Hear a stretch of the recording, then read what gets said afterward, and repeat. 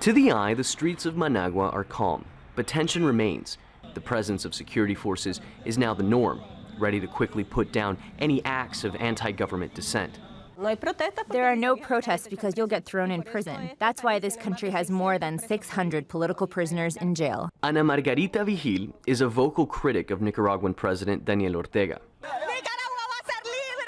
This is her being thrown into the back of a police vehicle the last time a public protest was held in Managua. I actually broke my foot in that moment. Then they took every one of us away, in an act of absurdity and in front of all the members of the press.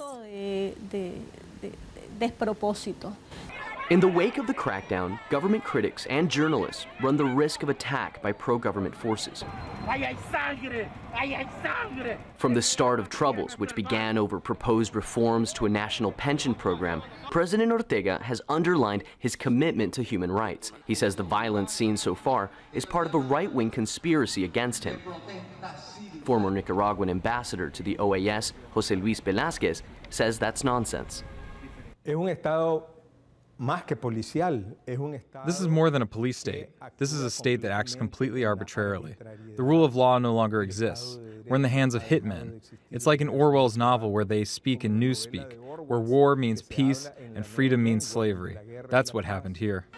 Large protests are no longer allowed. Civic and business leaders, along with mediators from the Catholic Church, have all pleaded with President Ortega to return to the negotiating table.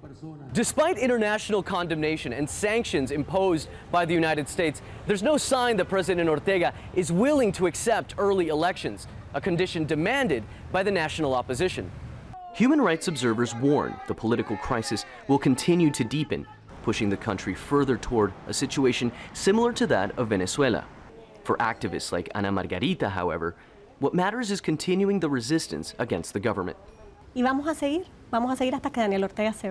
We're going to continue until Daniel Ortega is gone. If Nicaraguan history has taught me anything, it's that when Nicaraguan people say enough, it means enough.